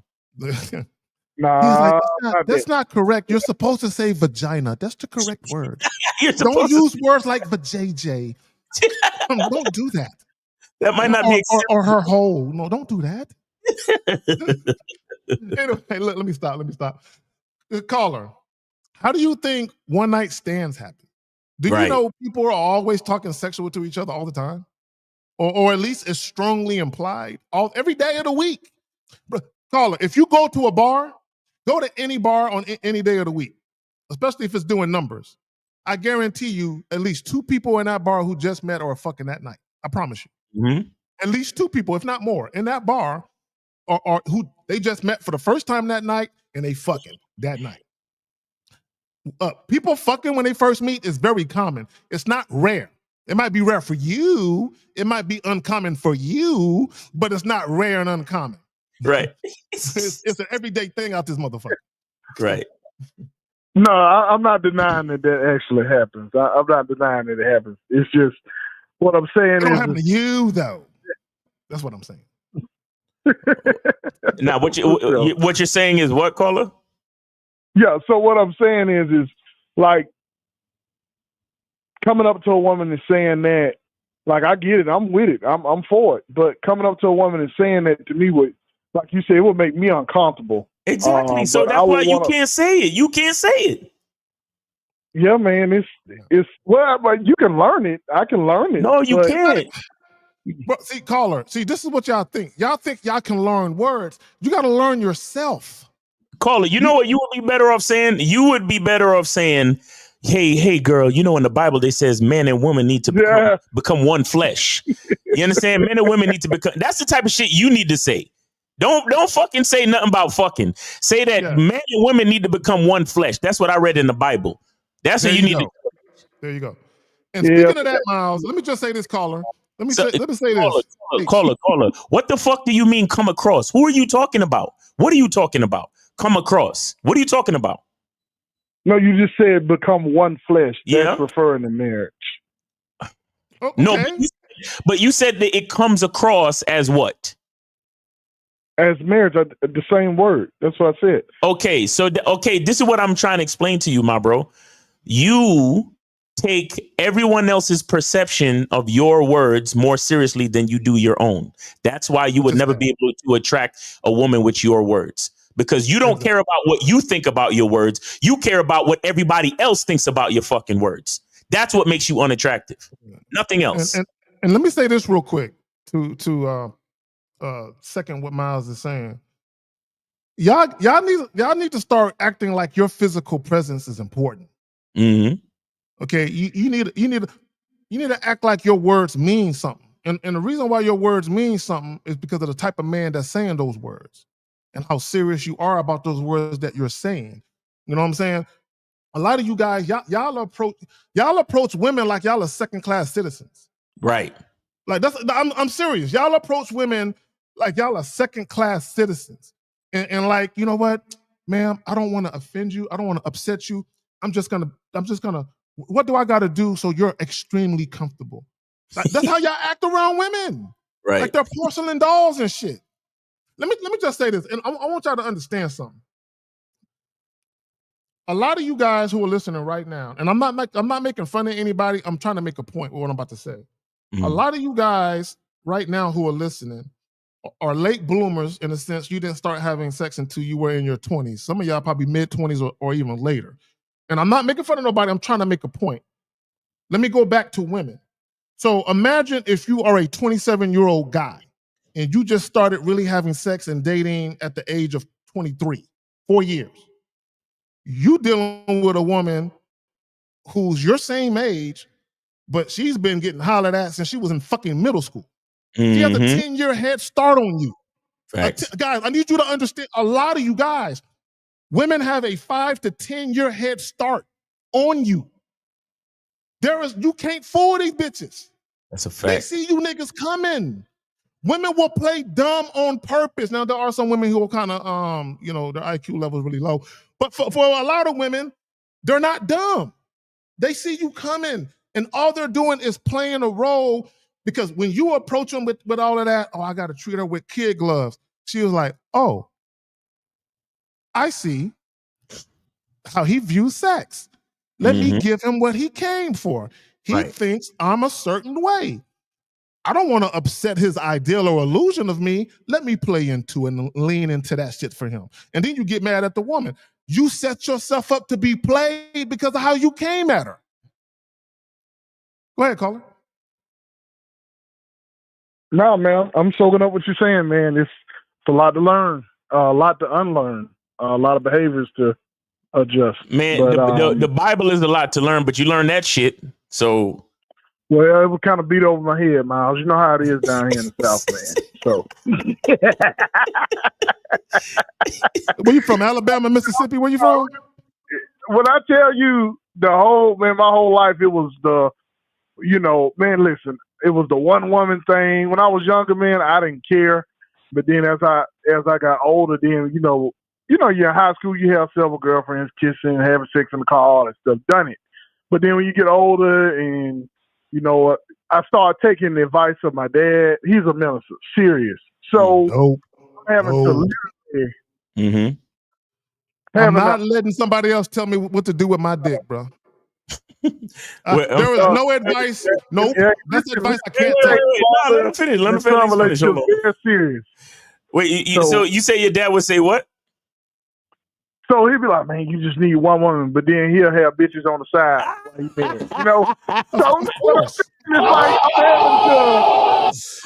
Your dad is a hypocrite. My nigga. dad has a harem, man. H, what does that tell you about monogamy and sexual exclusivity? What does that tell you? Oh, listen, K-Zach, I agree with you. I have not disagreed. Mm-hmm. It is a man-made, man-forced term. I'm with you. Let me tell you something. Trust me. Yeah. Let me tell you something. Let me tell you something. And I don't, guys, women, y'all can have any type of relationship that you want. I don't try and funnel nobody to any type of relationship. But I will tell you, I think monogamy is one of the fakest shit. I'm just keeping it real. Okay, and I'm gonna tell you why, right? And look, let me tell you, because I don't want people to be like, well, who hurt you? To my knowledge, I've never been cheated on. I'm not saying that I haven't been cheated on, but to my knowledge, I've never caught a woman cheating on me. So I don't know what that feels like, right? So my mindset doesn't come from that vantage point of being cheated on. I don't know what it feels like. Right. But I've been a side dude a bunch of fucking times, right? And damn near every nigga that I've ever known and kicked it with, all them niggas was cheating on their women. You know what I'm saying? And damn near every woman I know has been cheated on by at least one boyfriend. I mean, God damn it. I don't know nobody that say I had a 20-year relationship and the shit was fake. I don't know nobody that got that story, right? But not only that, you cannot prove fidelity. Where can you prove it at? Right. Exactly. Dave G with the 5. The bid being put in is also the offer of dick being put in. I'll hear your mouth. Facts. Go ahead. Y'all got it.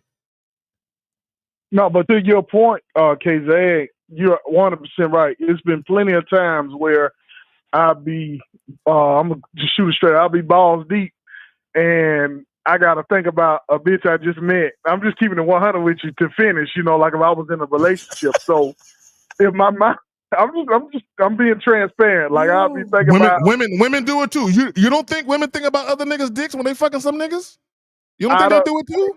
You don't think a chick who was at the strip club watching the male strippers, you don't think they fantasy? Come on, bro. Women do it too. That's a lot to learn. Don't let women lie to you. Learn. Yeah. But like Miles said, what Miles said was true. And what you said is I have to believe in myself that, you know, my words are my words. This is who I am. And so a lot of that is having to redefine. I mean, Miles, you hit it dead on the head. It's based on, like, for instance, I was at Walmart today and it was a chick I saw, man, body, just what I like. I like slender chicks. I'm a bigger guy. So I just like the slim one.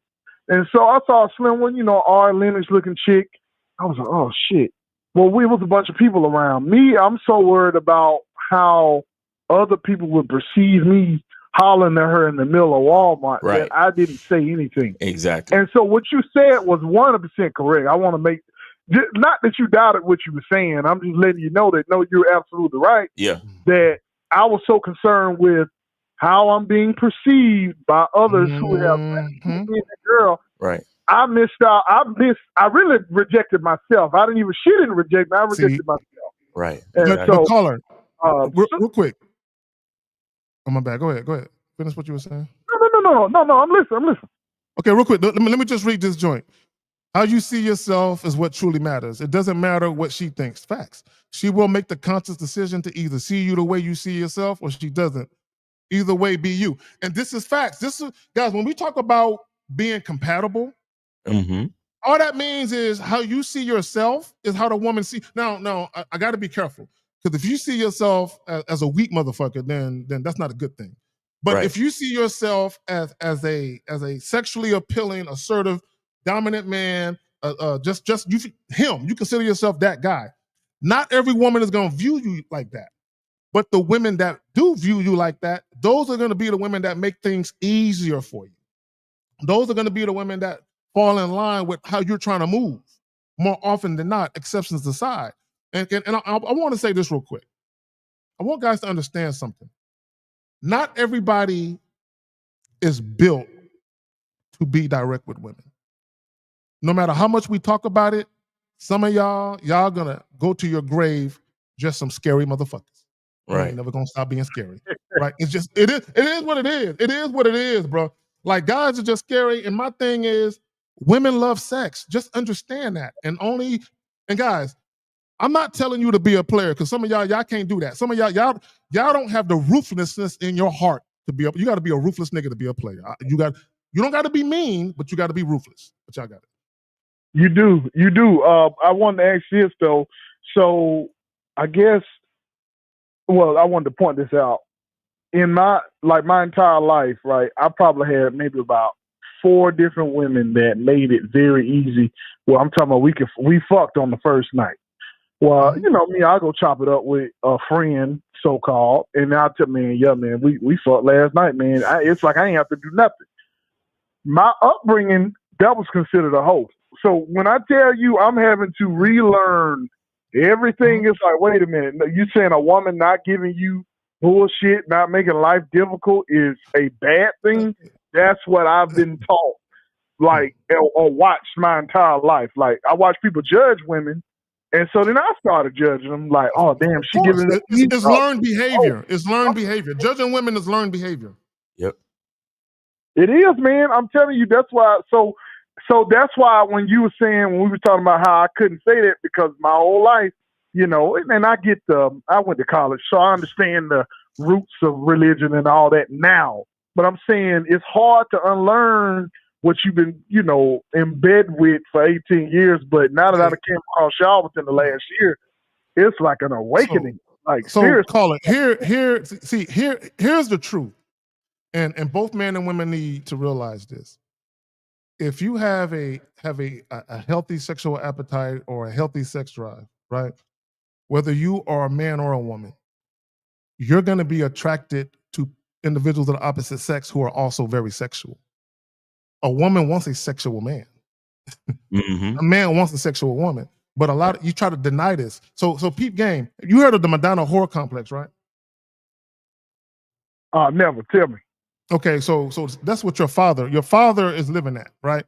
Where he marries one woman he thinks is one way, and then he fucks a woman on the side that he thinks is another way. Does that make sense? Okay, right. So my wife, hey, you know, I'm gonna treat her like this. You know, she's the woman I'm gonna parade around town with my wife. But these are my whores. Hey, real quick, listen, hold on. These are my whores. Because the reason why he has those women like that, because those are the women he's actually the most sexually attracted to. Right. This is the real reason why niggas be having side chicks, right? Same reason why chicks be having side dudes, because those are the guys they are really the most sexually attracted to. See, don't let women fool you. See, the reason why, and shout out real quick, let me just say this. The movie Accountant 2 with Ben Affleck and whoever the fuck else is in it, right? In that movie, they were talking about some real shit that you see on the internet. They were talking about dating profiles and apps. And Ben Affleck's character says, you know, I had to trick the algorithm because, yeah, women say publicly they want commitment and marriage, but they always swipe on the bad guys. Those are the guys who they have sex with. Right. And it's true because women will always gravitate to the men they are sexually attracted to first. Right. Every fucking time. And for you guys, the fact when you speak to women, you should know this. So how you speak to them should change with that understanding. Y'all got it. So when you say speak to them with the understanding, that's where learning the game comes in. And being sexual, you being able to convey the sweet wine or the bitter wine, as Miles, you know, we call this one the sweet wine. But you being able to convey that in that moment with her versus being indirect like I have been in the past where I'm going, oh, let's get in a relationship, man. I just did some crazy shit, man. I used to just go get in a relationship. Oh, not man. even know nothing about them, just to fuck. Dude, I'm telling you, man, listen. That's rough. Oh, it's terrible. It's Charles Barkley terrible. A whole relationship. But anyway, man, a whole relationship just to smash. A whole relationship. Didn't know my value, man. Didn't understand just the presence of a man, how important it is, man. That's crazy. You know, yeah. But salute to y'all, man. I'll jump back in. I appreciate you, brother. Thanks for calling in and being a part of the conversation. Yes, sir. 503, you could call back if you want to. 503, go ahead and call back. And guys, go ahead and call in 844-672-7300, 844-672-7300, 844-672-7300. Go ahead and call in. Let me see. Jillian with the $5. She says, we appreciate you. We appreciate you too. Thank you very much. All right. But yeah, man, perception is a hell of a thing. And the way you see yourself is the most important. Because the way you see yourself will dictate, like I said, a lot of the small things that you may not realize you're doing. Like, great example. Shout out to Mr. Justin. So we were on the Monday night Zoom call the other day, and one of the guys was asking a question, and he actually asked Mr. Justin a question about like presents, right? And it was interesting because the dude asking the question, he like fidgets with his hair and shit. And Mr. Justin called that out. He was like, I know you're not sure of some of the things that you say. And the reason why I know that, or something like that, he said to that effect. I might be misquoting him just a little bit, but he was like, I know that you have a certain issue with your presence because you're fidgeting with your hair. You understand? The dude was fidgeting with his you know, like twirling his braids or some shit like that. And I was like, yo, and the way Mr. Justin pointed it out, it was very interesting. And the crazy part is that the kid, you know, the guy asking the question, he didn't even realize it because it's something that he does through habit. You see what I'm saying? It's something that he does through habit. And a lot of people do, you know, a lot of people, like, they might rub their arm, or they might, like, you know, stroke their beard, or, you know, do some, you know, rub their hands together like this. A lot of that stuff is a telltale sign that you are seeking comfort in an uncomfortable situation. So you might be in front of a chick, you know, saying whatever you saying, trying to sound cool like Mr. Lucario because you heard him say it on the show, or you heard him say it on the Bad Boy membership or something like that. But the whole time you're like fidgeting, like you're like nervous, or you're like scratching, or I just came over here to talk to you because you know, I wasn't sure, and you just seem weird. Shout out to William Kahn. He said, with online dating, I use a line that gets a positive response 95% of the time. Not worried about the 5% that don't like it. Appreciate the game. Facts. That's what I'm saying. Look, if you're a basketball player, I'm only concerned with the shots that I make, not with the shots that I miss. Like I missed it. It's done. What the fuck can I do about it? Real talk. Right? But them shots that I'm hitting, they count for something. There might be some game winners and game ties in the motherfuckers, right? So, my bad, Miles. Go ahead, fam. Oh, no, I was good. Okay, real quick, there's a question, I believe. Let me snack that motherfucker up. So he says, cigar to the panel, any tips on how to overcome negative self-talk, not only dealing with ladies, but also life in general? This is what I would tell you, guys, and I'm going to keep it real with you. Some of you guys' questions, they're in-depth questions. Right. Like, this is the type of question you would have to have a private conversation with myself, Miles, or whomever. You know what I'm saying? You would have, because, guys, a lot of times you guys have deep-seated issues that go back. You know what I'm saying? Years, it can go back to a bad breakup. It can go back to when you was made fun of by girls in high school, or whatever the fuck it is. Right? Yep. And as a grown man, you shouldn't be dealing with that at this time. You need to get over that shit. But some of y'all haven't gotten over it. Like, some of y'all, you know, rejection or breakups, it fucks with you. Right. So we got 757. You are on live with the Manhood is a Skill Set show. We got your host, K-Zag, and we got Miles, name, age, city. How can we help you? Yeah, my name is Jay Swayze, 41, Virginia. All right. How can we help you, bro? Yeah, I'm calling because I was on the show with Lucario and Steve, but I guess I can talk to you guys, see you guys can give me a better understanding. So I was telling them that when I, approach girls, I pretty much let them know off the top I want to, have sex. Uh-huh. Well, Steve was basically saying it was coming off as desperate. Okay, brother. Wait. Just ask the question, man. Leave Steve out of this. Just ask your question, brother. Thank you. Okay. Is it desperate to tell a girl you want to have sex then? Okay, that's not your question. That's not really your question. Is it desperate? Yeah. Right. No, what you really want us to say, you want us to kind of go in another direction that Steve's going and say that Steve is wrong. That's what you want us to say. And that's not gonna happen. No, that's not what it is. That's definitely not what it is. I want y'all okay, caller, check this out. No, I'm gonna help you about perceptions. I'm gonna give you a lesson about perceptions, right? And shout out to Miles with your language exposes you, because you came in and you said Steve said, knowing that we rock with Steve heavy. So you that might not be your intention, but it's almost like you're pitting Steve against us. Well, Steve said, what do y'all say? You know what I'm saying? And we can't do that. That might not be your intent, but that's the perception you're given. So when we say women see you differently than how you see yourself. So let's say, for the sake of argument, you wasn't trying to do that. But based on what you said, that's how it came across. So you see how you can miscommunicate yourself? Right. My thing is, caller, take everything back to your original question before you even spoke to anyone else. Just go back to your original question. Okay, this is my question. My question is for me talking to girls and being upfront about sex. Is me being upfront about sex is being, like I said, desperate or needy or anything like that? Okay, so what do you say to the girls when you meet them? Well, usually when I meet them, I walk up to them and I tell them, I say, excuse me, you haven't had the opportunity to meet me yet. My name is Jay. What's your name? Mm-hmm. They tell me their name. I say, well, I'm going to be honest with you.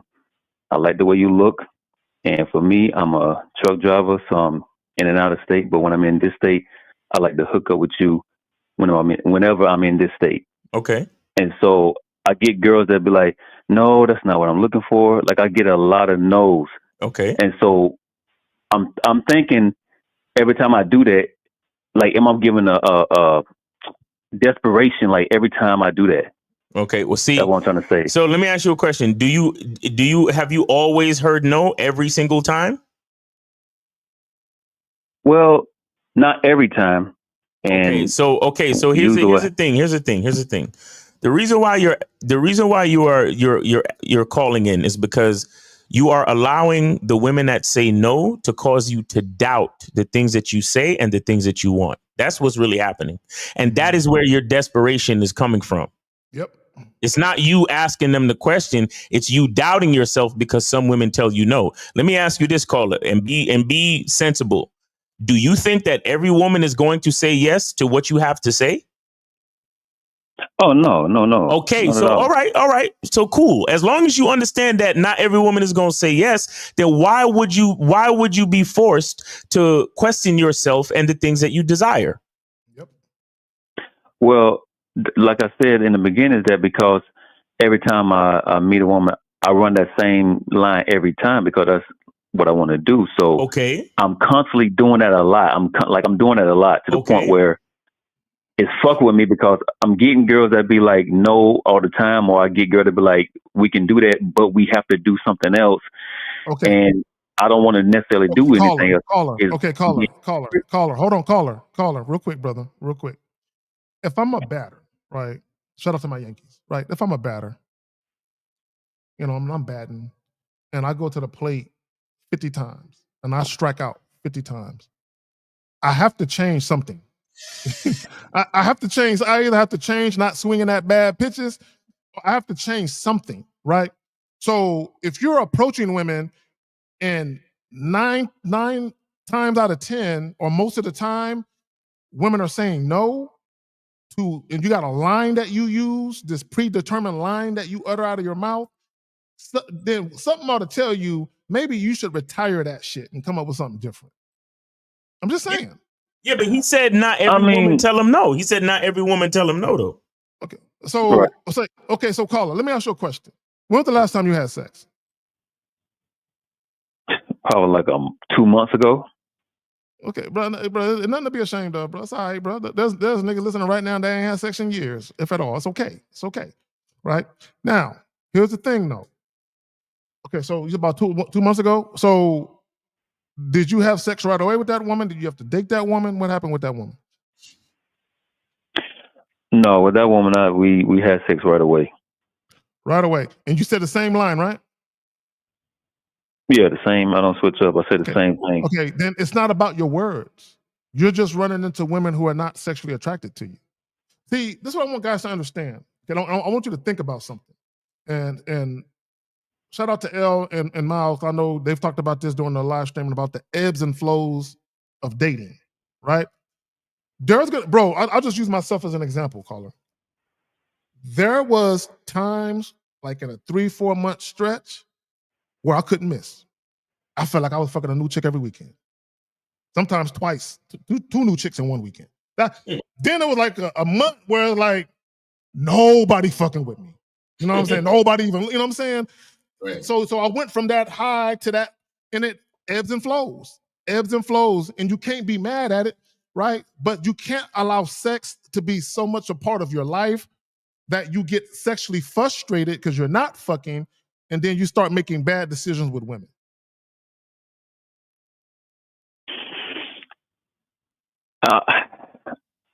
Okay. All right, I get the ed. here's a question. Here's a question, Carla. What do you want to happen? What I want is to not feel like I'm desperate when the women who I do approach are, and they be like, no. Inside of me is, I think like maybe I should have did this differently. I don't want to feel that way. I don't feel like why I feel desperate. Like that's the question. Like why I feel like sometimes I'm desperate when I talk to some women when I do it like that. But where did this idea of desperation come from?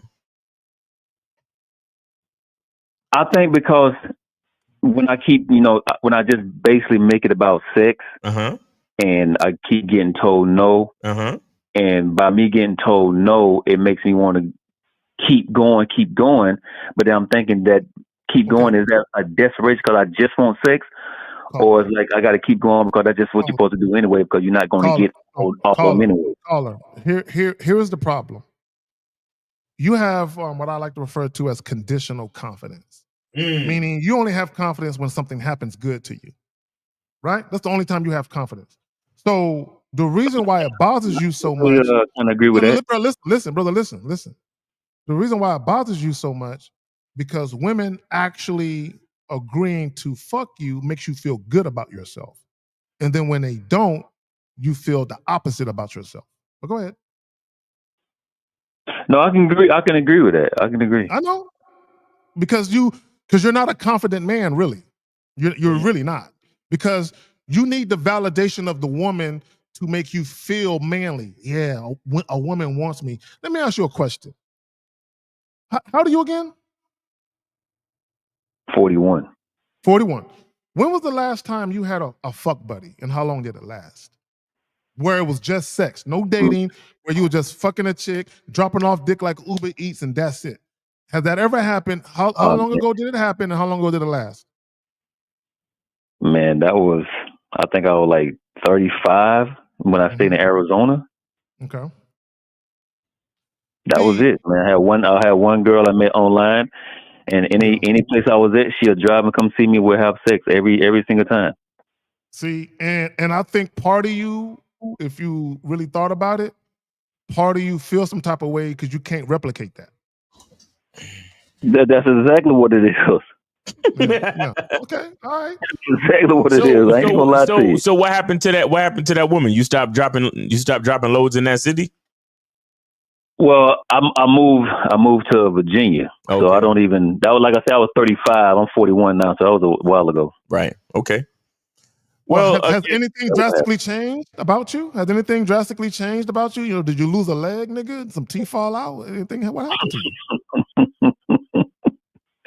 No, what happened is I don't even want to blame it on me being on the East Coast, but that's kind of like how I feel about it. Because the West Coast, I was getting girls like crazy. The East Coast is not working out like that. Mm. Well, man, look. The only other thing I would say is, and maybe if you wanted to get on a call, maybe we could like really get into some detail. But you might want. I don't know. I don't really think it's what you're saying. Exactly. It might be the type of places you say it, or the type of women you say it to, or this. Shout out to Lucario because he has a program on the Bad Boy membership called How to Recognize Patterns.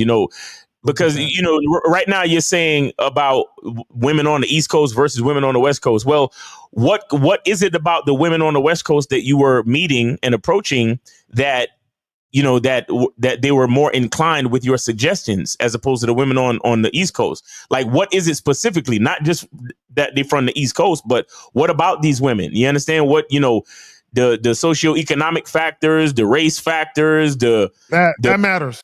That matters. Her a certain ethnicity, a certain culture, a bitch that you might meet at a truck stop as opposed to a convenience store, or it's just a lot of different things, man. So you got to start noticing things about your environment and about yourself and start being more strategic. Right. my thing. This is my thing. Okay, versus the West, East Coast, whatever. You know, I'm a black man, or whatever the case may be.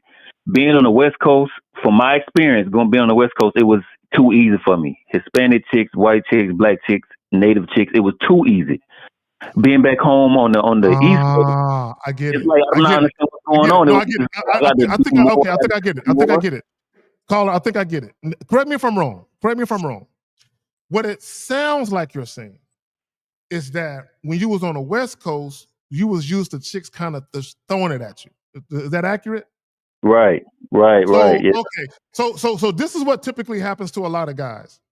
When you are used to women who are kind of instantaneously attracted to you at hello, and you're getting that all the time, right? What happens is because once you know a woman wants to fuck you off rip, you don't have to really say a whole lot. You just set it up and make it happen, right? So if you're constantly used to doing that, you never really develop a mouthpiece because it's just easy pussy, right? So if you're not used to really, let me say this real quick.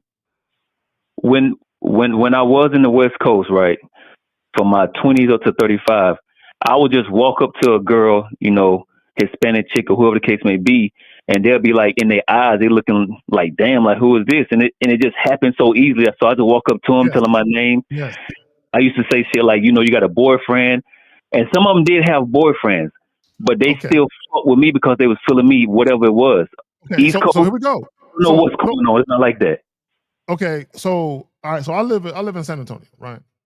And when I very first moved to San Antonio, I felt like I was in Mexico with so many goddamn Latin women here, right? I'm like, goddamn, I never seen so many, right? I might have seen like 2 in my whole life, you know what I'm saying, before I got to San Antonio, right? So, because I lived in DMV, you know what I'm saying, for a good part of my adolescent years, right? So my point is this: women love niggas. Latin women, Latinas, they love niggas. So it is. So I caller, I hear what you're saying, but you're just running into Latin women who love niggas, but they also happen to like you, right? So if you're dealing with black women who love black men, but they're not fucking with you, it's because they don't like you. It's not because of the coast that you're on.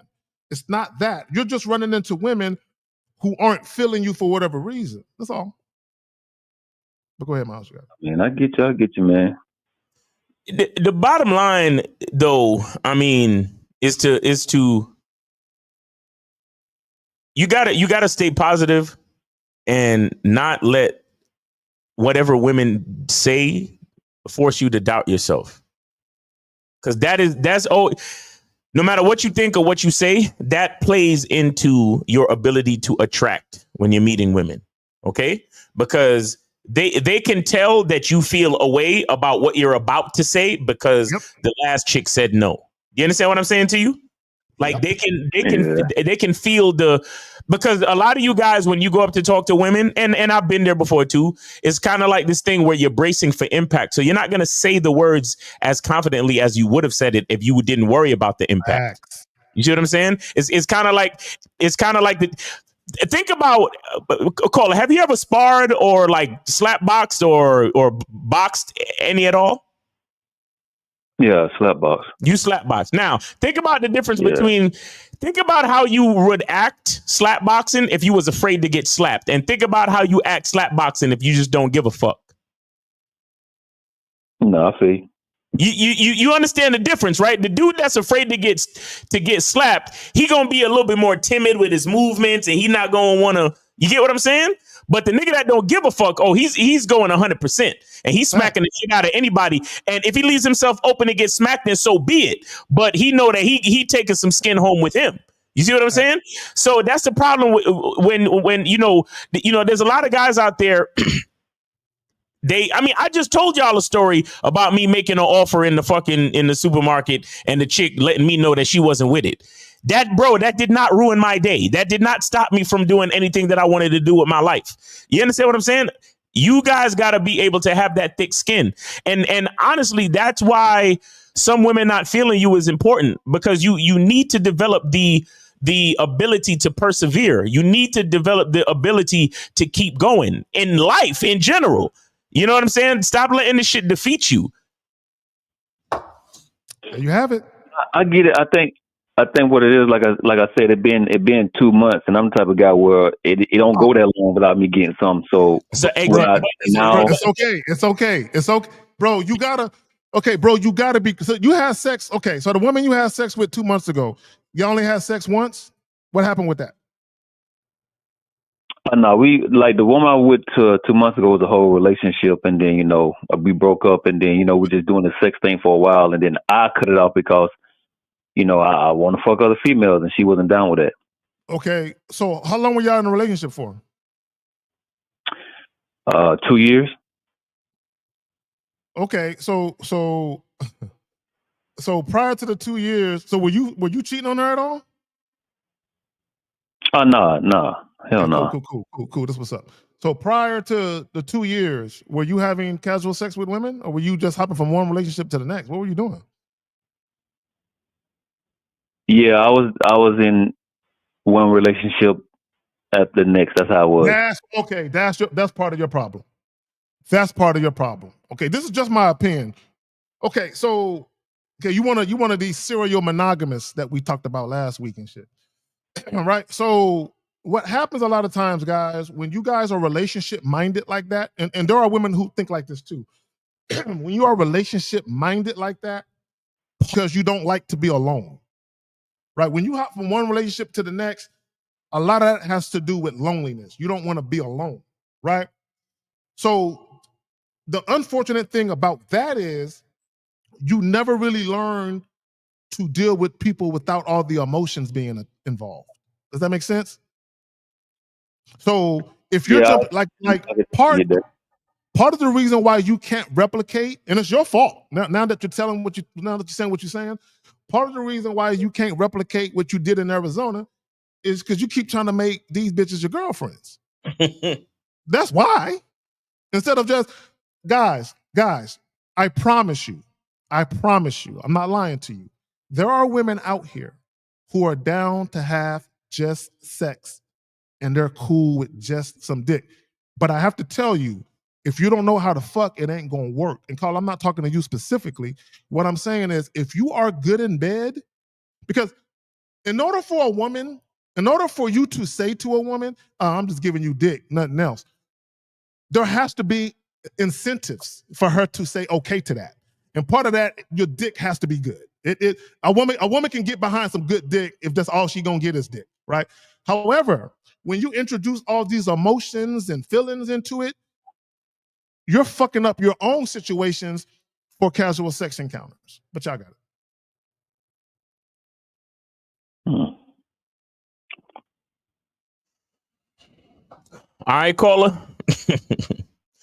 All right, man. But yeah, don't sound so defeated, man. It's gonna be all right. Just keep doing your thing. Keep meeting them. Keep meeting them, man. It's a numbers game. And here's the thing too. Like K-Zach said, stop doing it with the expectation of what you had before. You understand? Give every new experience the opportunity to be just that, a new experience. Okay. I got you. All right, man. There you go. Appreciate you, man. Thanks for calling in. Take it easy, man. All right, guys, call in. Go ahead and call in 844-672-7300. 844-672-7300. Go ahead and call in. Let me see. We ain't really got that much time. We're about to wrap this shit up. Yeah. I didn't realize it was that crazy. There are no questions. Guys, y'all got 7 minutes to get in some questions. And if they booty, I'm skipping right past them. I'm just letting you know. Right, so you better ask some good questions. You got 7 minutes to do it. Yeah, already killed the so yeah, if you want to put. Yep. Bet, cool. Guys, y'all got 7 minutes. Real quick, Daniel Wilson says, no mouthpiece, easy interactions. What? No mouthpiece. Easy interactions. Okay. I feel like your thought is incomplete. I feel like that's a run-on sentence and shit. You know what I'm saying? And I made a C in grammar and English. Shit, nigga. Fuck that. I'm making all my A's and PE and art, nigga. You know what I'm saying? God damn it. But anyway, let me stop talking shit. I think we already did that. Did you answer this, Miles? Cigars to the panel. Any tip? This negative self-talk. Yeah, get on the masculine identity membership for 99 cents, man. We always be talking about that. That's usually end up being a part of the conversation on the Zoom call. So, let's call and be a part of that, man. I mean, yeah, join for 99 cents. Just type in the discount code SUMMER in the checkout page, and then you could join for 99 cents. I was thinking, Miles, and this is a good question. Last week, it would have been a booty question, but today is a good question. So I was actually thinking about this shit a couple of days ago. And I was thinking about this shit test that women think so-called do. Mhm. And I want guys to think about something. If you encounter a woman, for instance, who is down to just have sex, Mhm. and she doesn't necessarily give a fuck about trying to be your next girlfriend. Mhm. If she doesn't automatically view you as that guy, but she's attracted to you, what she may do is say some things to you to see if you're the clingy type, or if you're the type who's gonna keep it cool. Right. Let me show you a video to prove what I mean. I hope I didn't delete this shit. I always be deleting shit. I'll be ready to show shit, and I'll be deleting shit. Did I delete it? I know I kept it. There we go, girl. Speak. Let me tell you something. Having feelings sometimes with a nigga is an inconvenience. It's a motherfucking inconvenience, especially when you're not looking for a nigga to be your motherfucking man. Like, come on, yo. Like, you know what I'm saying? Don't lose your cool points and shit. All because now you caught up on some motherfucking pussy, bitch. You get what I'm saying? And don't lose your motherfucking cool points, nigga, because, you want to fall in love and shit, I wasn't out here looking for love. Now I got to discard you. Now I got to get rid of you. Now I got to move on, Now my body count got to go up. all because you want to catch motherfucking feelings. You know what I'm saying? Sometimes y'all feelings be an inconvenience to a bitch.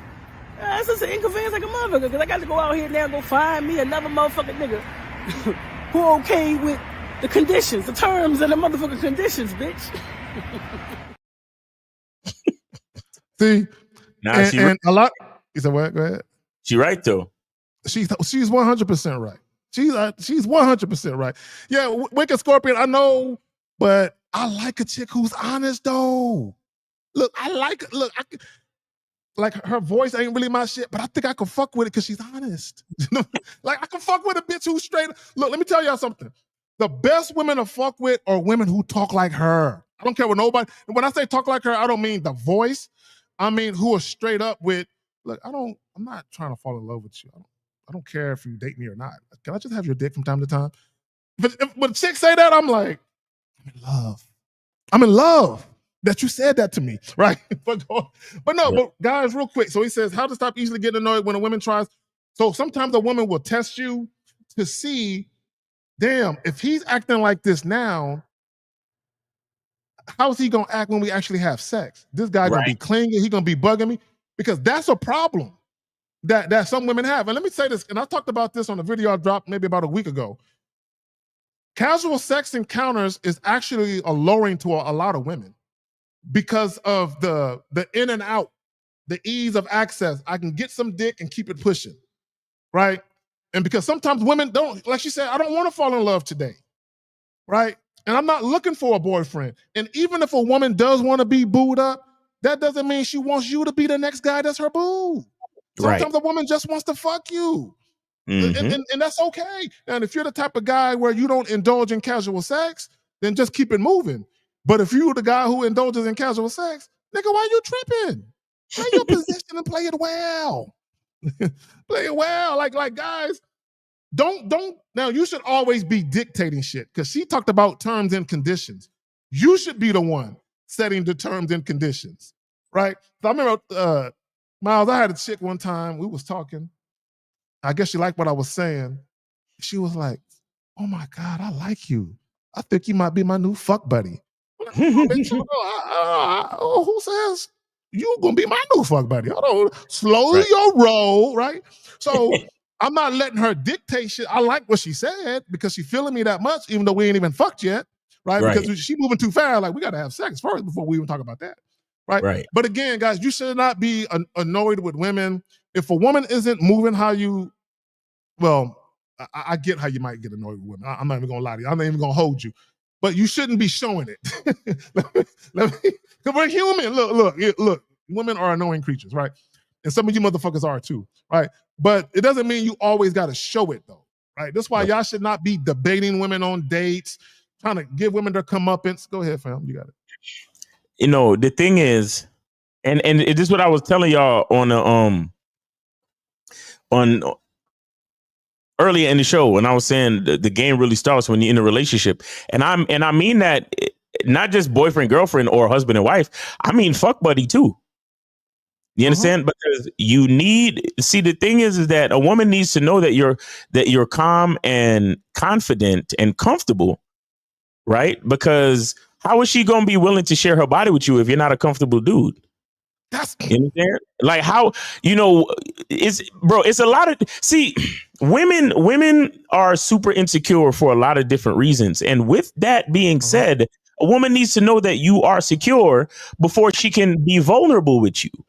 But because no matter what it is, again, even if it's just fuck buddy, she got to get naked around you, right? She gotta, share bodily fluid with you, right? She needs to know that you're at least mentally comfortable, that you're calm, that you're not a excitable type of nigga, that you're, that you are in a good state of mind where she can have some level of trust, because you're leading the situation. You're the one that's going to be dicking her down. You're the one that's going to be penetrating her.